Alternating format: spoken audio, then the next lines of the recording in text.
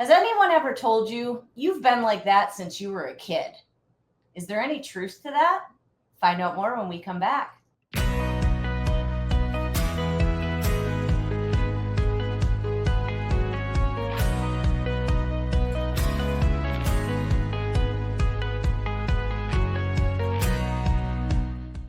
Hey guys, welcome back to the Woo and Science Podcast. I'm Dr. Michael Longyear and my better half, Dr. Meaghan Longyear. We practice down here in Jacksonville, Florida at the Brain Optimization Institute. We have a really special guest for you guys today. This is somebody who I've learned a ton from over the years of knowing her in neurodevelopment, right? So pediatric neurodevelopment, how the brain develops and how it goes through what it goes through.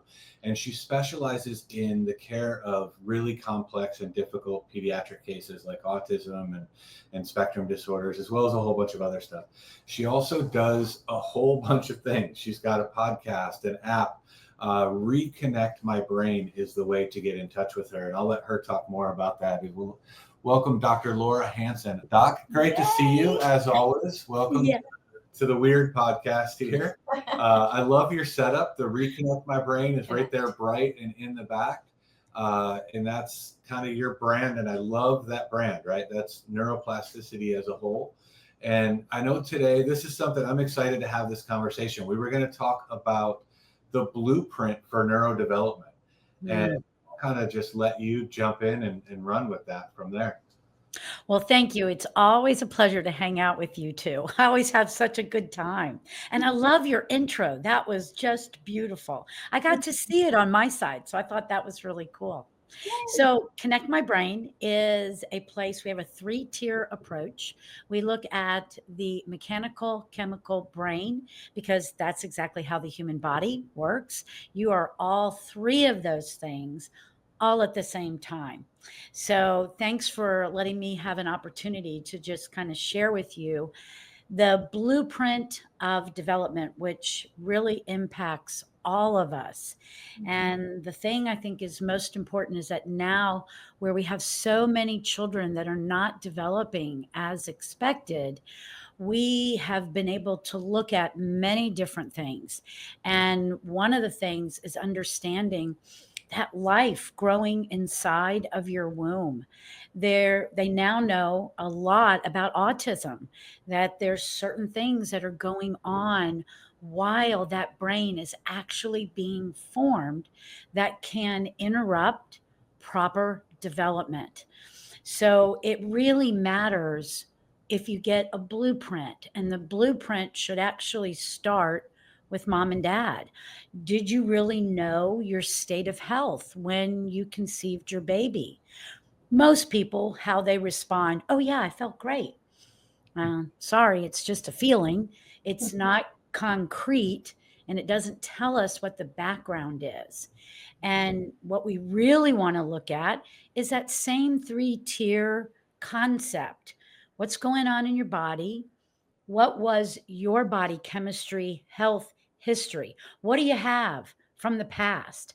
And it doesn't have to be acute things. It doesn't have to be something you're going through right now. But red flag ones are history of Epstein-Barr, pneumonia, herpes, huge family of viruses that go on. Strep. Strep is a really big culprit. Food sensitivities, yeast infections. I mean, the palette is just full of anything that could have happened to us that could still be lingering around, that could influence how the brain is actually going to be formed. And then, because we're talking about the brain, the forming of the brain. Then once you go through your pregnancy, what goes on in that time, then your birth. What happened in the birth? Was this an uninterfered with delivery? Or was there some type of instrumentation? Was there a cesarean section? All of that matters. No judgment, but we want to know because it influences what may happen for the baby. And then you've got all these open windows of development. The one I really love to know as much as I possibly can is the mind stuff. I have a little woo in me, like Dr. Meg. Woo!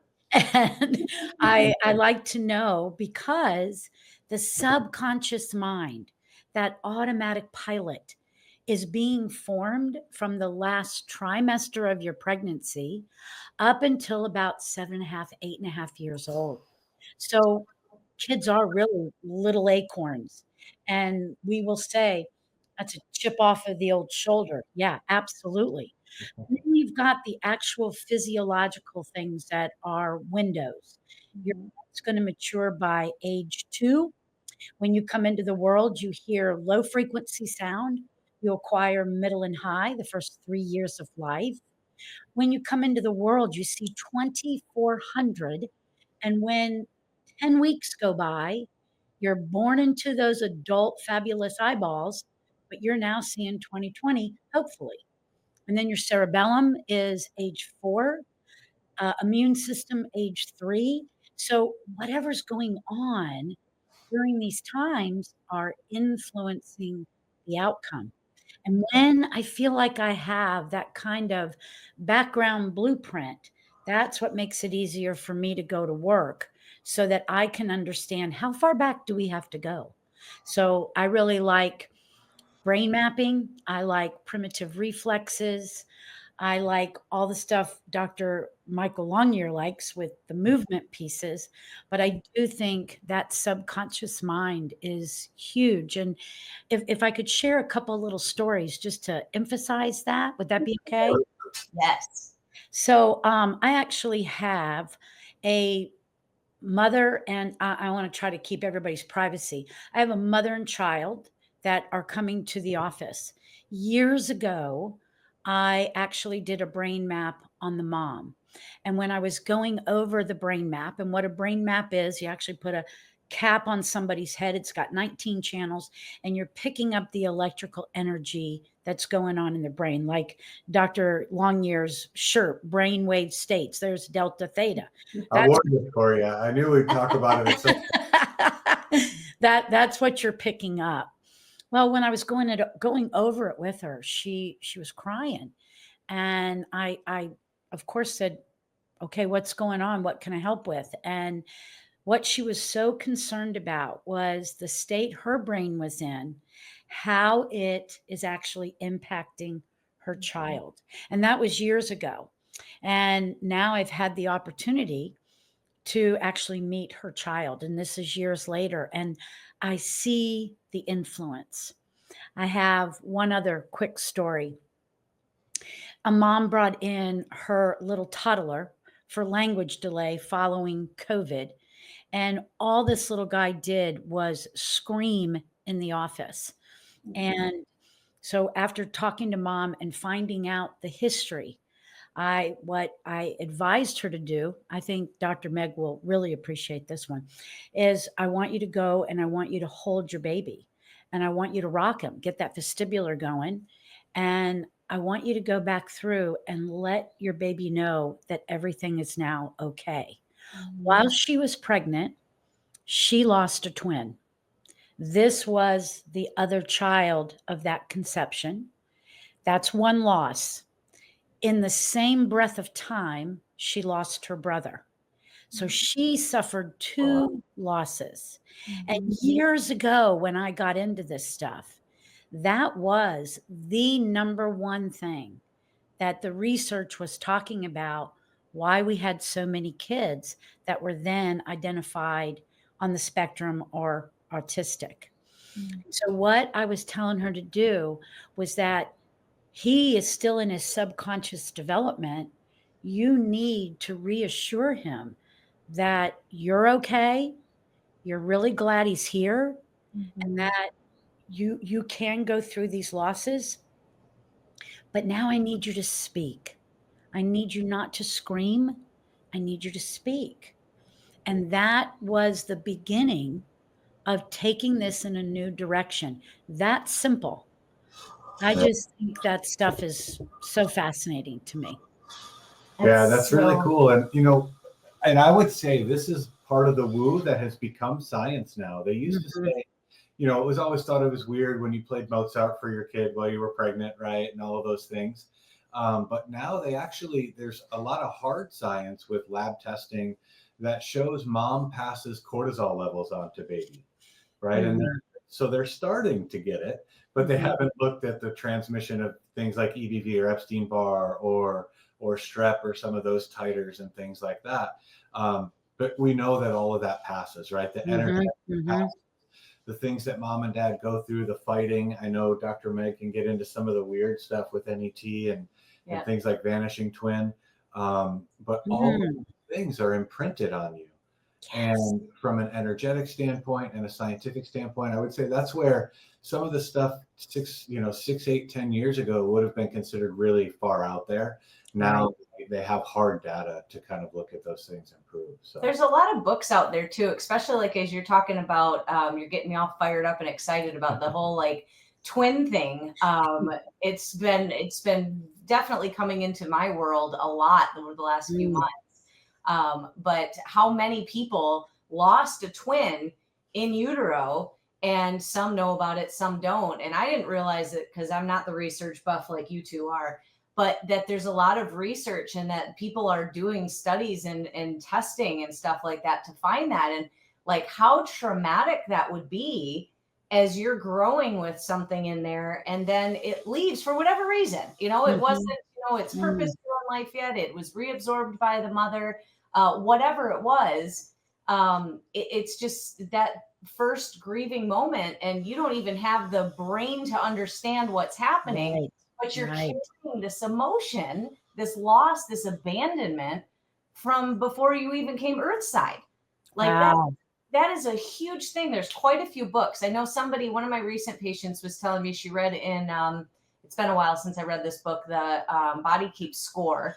And it talks about it in that book of just like those early birth stories, like you were saying when you first came on about, no judgment on how you were born, but if it was a traumatic birth, you're still carrying that emotion today, but you don't recognize it. So we need to let the body let go of that because you're not in that danger anymore. You can release that.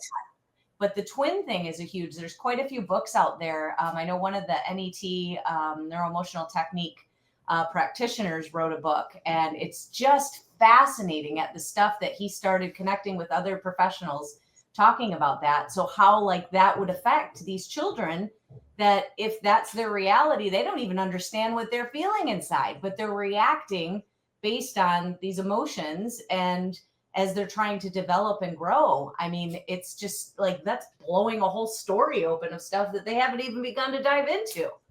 Well, I loved in what we were talking about before, you used the term about the lens that you use to look at something. And that to me is very powerful. And definitely tell me the name of that book. I'd love to know it.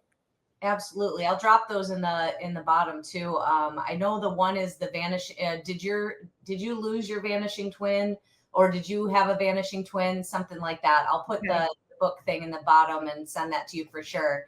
And then the Body Keeps Score, I know, recognizes and discusses that about birth.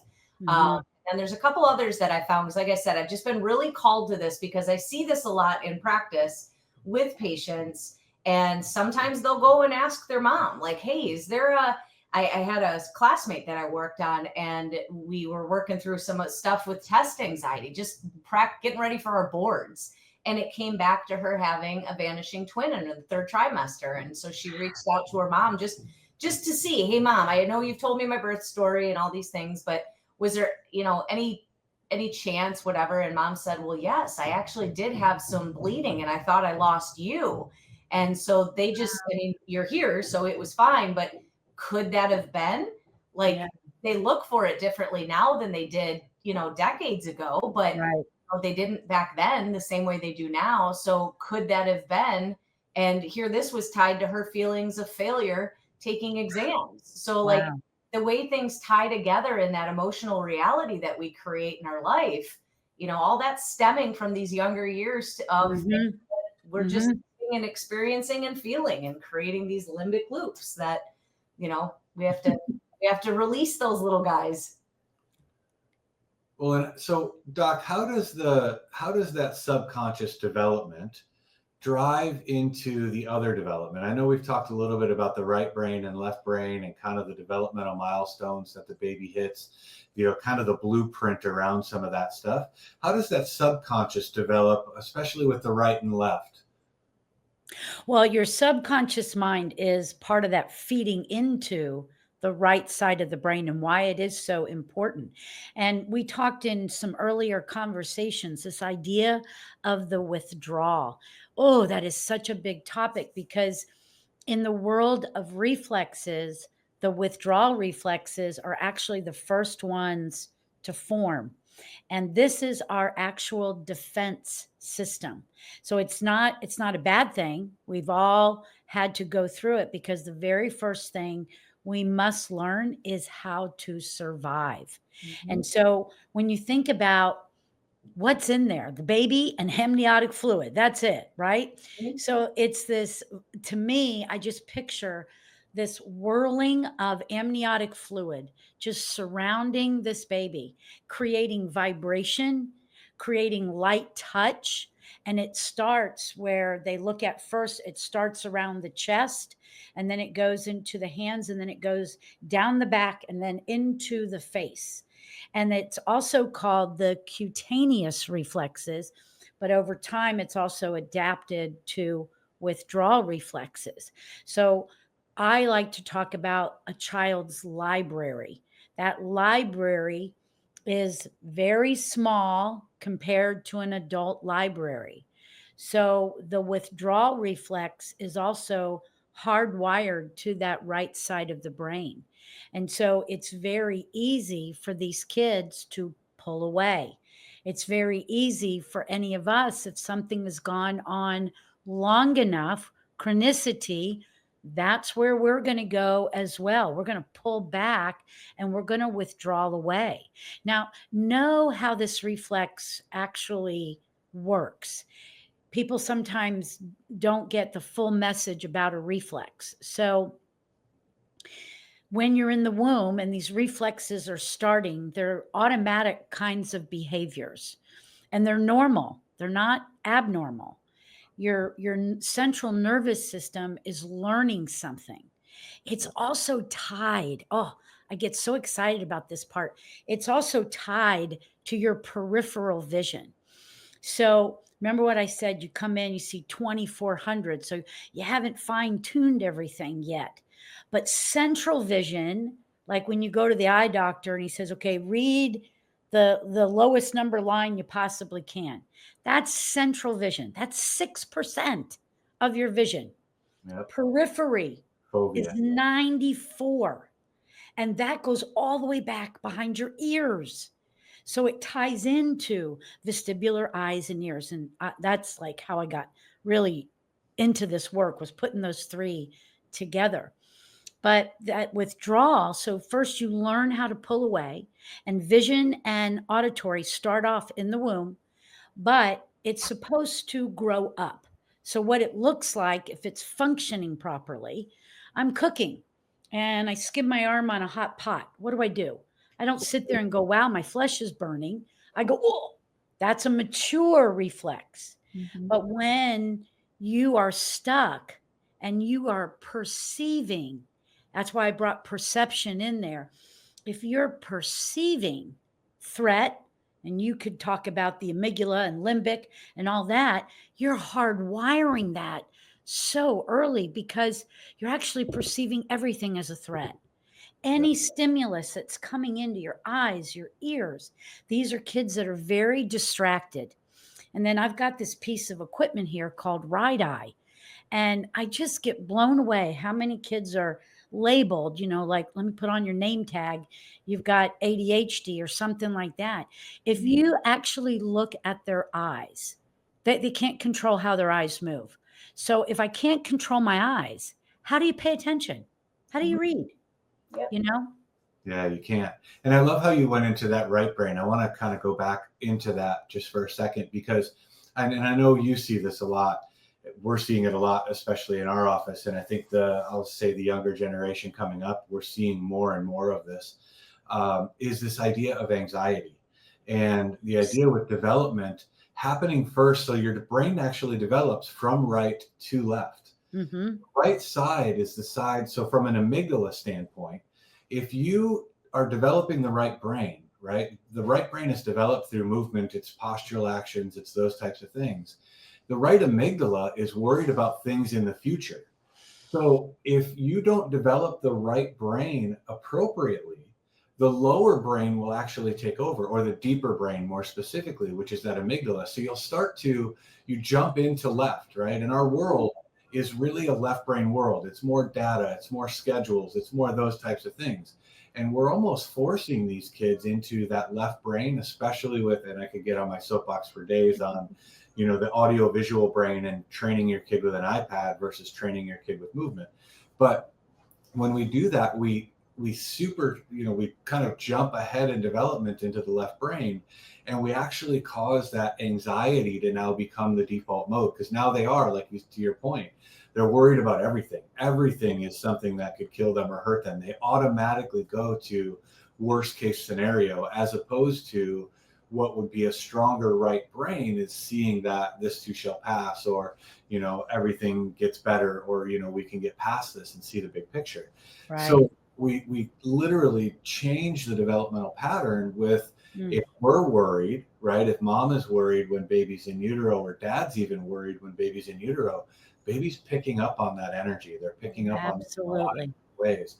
And so it changes in that right left brain development. So I know we've just seen a ton of that from the subconscious emotional side of everybody trying to run from things. Mm-hmm. And really, you've got to be prepared. Like I'm always talking about, you got to plan these pregnancies. And like right now, the age group of like 30 to maybe it's even like 28 to 38, they're almost afraid to have kids because there's so many kids with so many problems. Yep. And then we look at what happened during COVID and everybody walking around with a mask and how that was being laid down in these kids. And they figured out by 6 months that the kids that were either conceived or early born in COVID, that they were anxious, emotionally dysregulated, and language was delayed. And so if we take it from a big picture environment kind of thing, I think we can get it. But, to your point, what you do in your home, how you regulate your schedules, how you interact with one another, that plays a huge part in that subconscious mind of that child. And what you tell your children. I love how you said, we were talking about this before. What you tell your kid, they become, right? Yes. Yep. So don't be so anxious. Don't do this. Don't do. And then they are that, because they are. Yeah. That, right. Because that library is so short. They don't know how to go. Is that a double negative? Yep. I don't understand. Let me work through this one. Yeah. Well, and forever I was told I was going to be a lawyer. Okay. So I went off to college thinking I'm going to be a lawyer. And then I was a paralegal and I was like, oh dear God, I don't want to do this. And then I went into healthcare. And that's how we get called into this, right? We go Yes. through our journeys, and we end up, in a place to help others. So I love the brand of Reconnect My Brain. How can people get in touch with you? How can they connect with you and learn more? Like I said, guys, for those of you listening, I have learned a ton from Dr. Laura. She has amazing content. Like I'm over here taking notes when you were going into the cerebellum. I forgot the cerebellum and the ages with which we develop our immune system, cerebellum, 3 and 4 years old, and all of that. And it ties in with other milestones. So for parents out there that want to learn a little bit more, or how can people connect with you and learn from you? Well, thank you. It's Connect My Brain. So everything about us is called Connect My Brain. So that's our website, connectmybrain.com. And then we have a podcast, Connect My Brain, and I have an app, Connect My Brain, and that's on Apple, Google Play, and Spotify. I got a little frustrated during the tail end of COVID when they decided to change all the developmental milestones. And I was like, you can't just rewrite that stuff. So I decided all right, let's create an app. And we're going to keep building on that as well. But it's an app that can put into your hands when your child is supposed to do what. Now, right now, I feel like the framework of the app is about like you would look at it and think, oh, this is just for babies. I want you to use it as a tool that would say, okay, my kid has been doing it this way since they were little, and they should have been doing it this way. And that could help you connect the dots on why I look at a blueprint in addressing some of these things that kids are being labeled for. We've also got a CMB membership where you can dip your toe in and get to know a few things about us. And then we also have a coaching program. We do a lot of work remote, believe it or not. So it's a way of trying to help people understand what their child is going through and how absolutely you can change the path. That's amazing. And I want to go back on that for a second. And this is something I want to make sure everybody got out of what you said. The developmental milestones, guys, they changed them to make it look like maybe your kid doesn't have an issue. We get a lot of moms, and I know you get this too. Yep. They come to you, they come to us, and they're like, yeah, the pediatrician said this is normal, but I just feel like something's not right. Something's wrong, but they haven't met this milestone yet, so we're still okay. Guys, they've changed them. They've changed the milestones to fit with the 1 and 2 kids by 2050 having autism. So there's a much more specific developmental milestone program that was in place before. And I know Dr. Hanson, myself, Dr. Meg, we still believe that's probably the more appropriate one than the ones that are now. Mm-hmm. And so holding your kid to that little more stringent one is going to ensure that they develop more properly and more appropriately. And I love that it's on your Connect My Brain app. And guys, even if you just use that, and like you said, I love how you can go back and be like, you know, my kid's 9 now, but I feel like there was something wrong, even though the pediatrician said he was okay. Mm-hmm. And you can go back and look at those milestones and see what's there. So I want to follow up on something that you said that I think is so important, and we hear so much, and I'm sure you do too, Dr. Laura. So the parent saying something just doesn't feel right. Yes. I'm going to bring it in because 9 times out of 10, how often does the person that comes in, the mother, amen, too, but there's that feeling, something just doesn't feel right. Listen to that. Yes. Follow that. There's truth in that. And no matter what these little guidelines that the pediatricians or any doctor is telling you in any situation, if something doesn't feel right, there's a knowing. Follow that. Oh, yes. I love that. There is a knowing. Yes. And don't wait. They're not going to just grow out of it. Follow it. Follow it to doctors. There are people like us that want to help, that understand that what you're feeling, you understand something that maybe somebody else isn't catching, but follow that feeling. Do not ignore it. Amen. I'm with you. Trust your gut. Yes. Yeah. So thank you for being on. We'll drop links to all of the Connect My Brain stuff in the bio for this and the write-up for this. Check out Dr. Hanson. She's a wealth of information and knowledge. And thank you guys for playing along. Doc, thank you very much for being on. It's always fun hanging out with you. Yep, sure is. You guys have a great day.